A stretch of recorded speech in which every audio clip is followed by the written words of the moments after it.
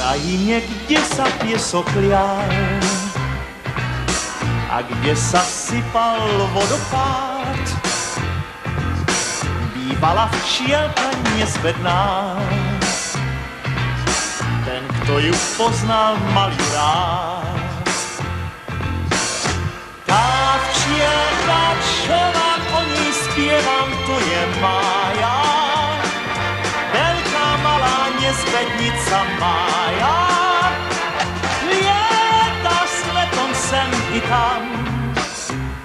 Stále za ňou utekám. A dnes k nám letí naša kamarátka Mája.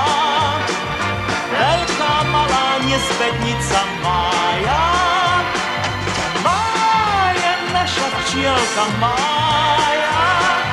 Mája, Mája, Mája, Mája, Mája, leď rýchlo priamo k nám.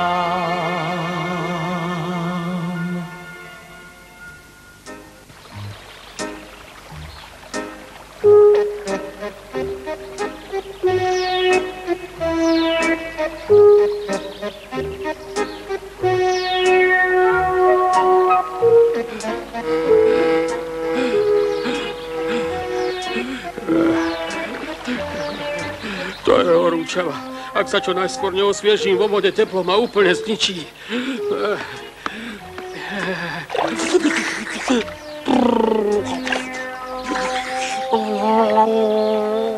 To sú hlúpe vtipy. Čo keby mi bolo zabehlo, mohol som sa zadusiť. Zľakol si sa, čo? Táto horúčava nás všetkých zničí. Nevieš si ani predstaviť, aký som smedný? Dúšok čistej vody je hotové dobrodenie.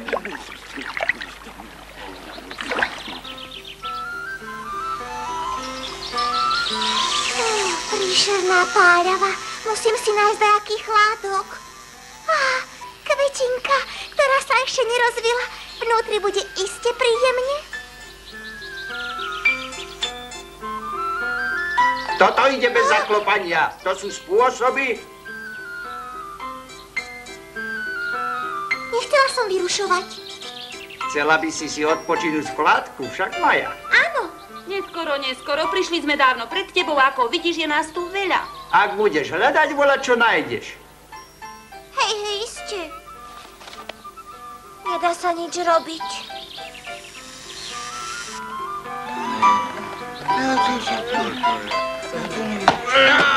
Nevieš dávať pozor, na čo máš oči? To isté by som mohol povedať a ja tebe, ty hlupák. No, nevyhováraj sa, s tou svojou guľou hnoja si mieril rovno na mňa. Môžem si ju guľať, kadeľ chcem. Hej, to sa ti podobá, ty hnojivá. Má byť urážka. Ak neprestaneš, spravím aj z teba takú guľu. A nesáč ma. No, nech sa ti páči, no poď. No poď.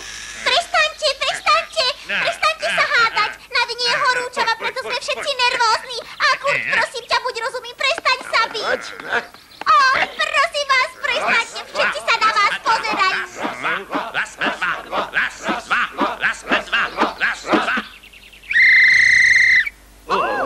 Čo to má znamenať? Dopravná kalamita?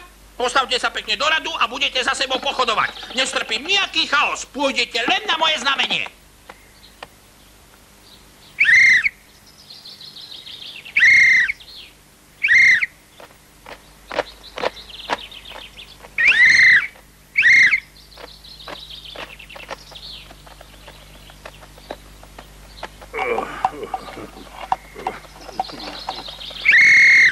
Nie tak pomaly, rýchlejšie s tou guľou! Vidíte, že sa usilujem.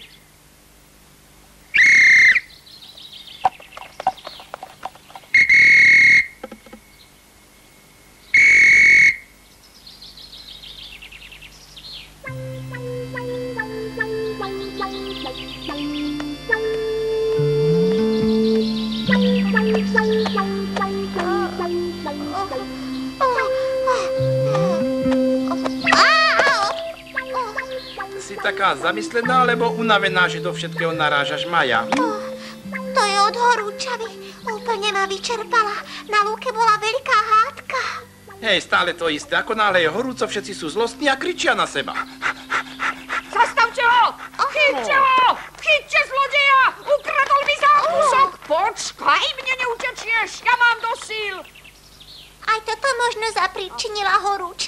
Neviem, ale je to možné, no. Hej, Maja! Alexander! Čo je? Joj! Zatiaľ, čo sa tu pokojne rozprávate, Váška ti ukradla sír a pozri, tam letí! Už nikdy z neho jesť nebudeš! Ó, môj ementál! Pomoc, ukradli mi sír! Môj krásny, drahocenný sír! Vráť mi ho, počuješ? Rozdelíme sa, vráť mi ho! Dám ti z neho kúsok, ach, prosím ťa! O nie, odletela a už ju nevidieť. Čo budem teraz jesť? Joj! Nemôžeš dávať pozor a musíš spadnúť práve na mňa. Rád by som vedel, prečo je to v živote tak, že všetky nepríjemnosti prídu naraz.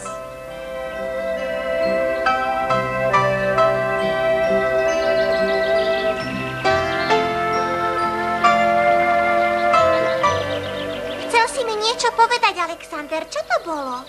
Poviem, ale sľub mi, že si to necháš pre seba. Je to čosi dôležité? Pravdu povediac, chcem čo najskôr odísť z tejto lúky. Čože? A prečo? Nepáči sa ti už medzi nami? Tichšie. Na lúke je väčšie teplo ako hoci kde inde. Všetci sa tu hádajú, okrádajú. Rozhodol som sa presťahovať do chaty. Do chaty?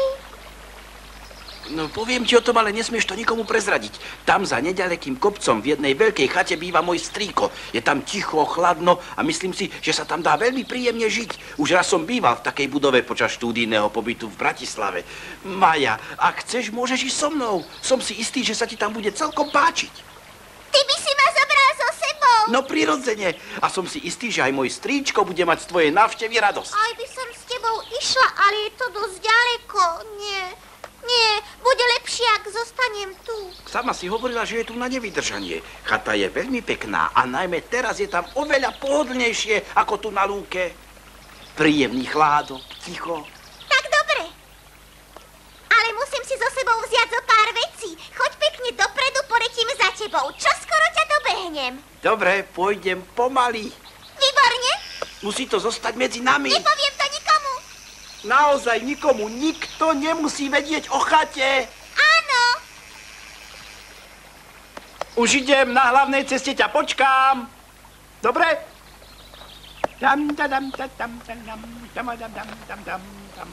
Pozri, že aký tajnostkár je náš Alexander. Všetko som počul, len nech si ho odvedie do chaty. Tajnostkársky myšiak.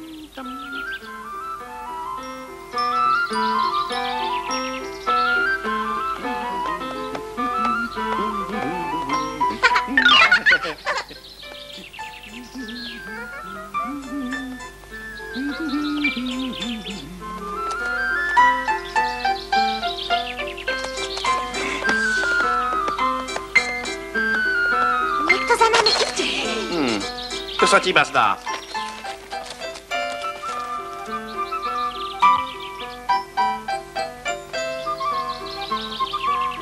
No čo povieš, páči sa ti? Áno.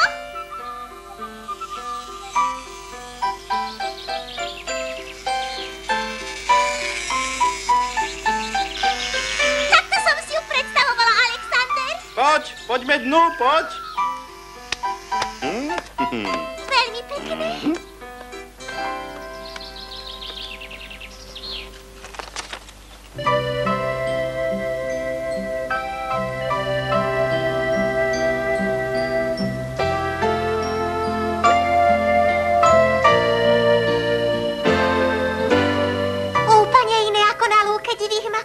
To si myslím, a príjemný chládok.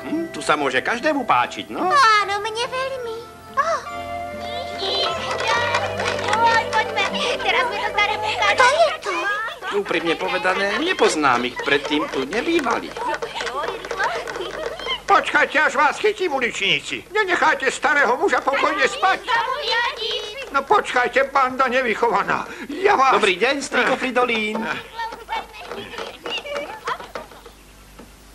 Ach, to si ty, Alexander. Čo tak u mne priviedlo? Prišiel som s priateľkou Majou, aby sme u teba v chladnej chate pobudli zo pár tichých a pokojných dní. Povedal si pokojných dní? Áno, na lúke je veľmi teplo a Dobrý hlučne. deň. Je tu pekne ticho a chladno. Myslel som si, že budeme u teba, pokým sa trochu neochladí. Myslíš? Tak počúvaj.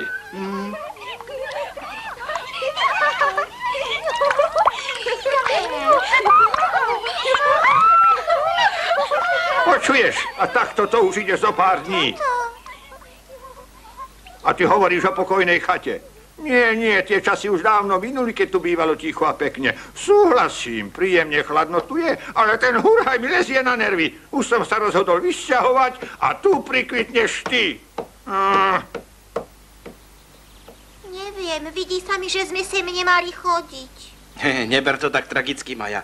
Dobrý strýko Fridolín je trochu nervózny, vieš? Počujem dobre. Moja úbohá hlava. Kedy si tu bývalo príjemne, ale odkedy sa sem prisťahovali nezvaní hostia, je tu od rána do večera plno kriku. Bolo by mi milšie, keby ste sa ešte dnes vrátili domov. Počul si to? Nepočúvaj ho. Vieš, často povie iné, ako si myslí. Poznám ho. Povedzme. Mám návrh. Čo keby sme si trochu pospali? Dlhá cesta v horúčave nás poriadne vysilila. Aha, pozri, aká krásna, široká posteľ.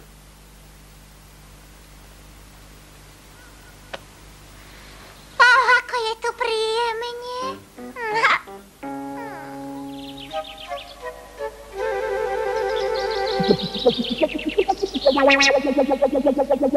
Aký príjemný vetrík. Na lúke sa už zo pár dní nepohol ani lístok. Čo urobíme teraz, Flip? No to je otázka. Pôjdeme tá a prežijeme tam celé leto. Alebo aspoň tieto horúčavy. No čo čakáte? Poďme dnu, Flip. Bola to moja prvá dlhá cesta a dala mi dôkladne zabrať. Poďme, miláčik.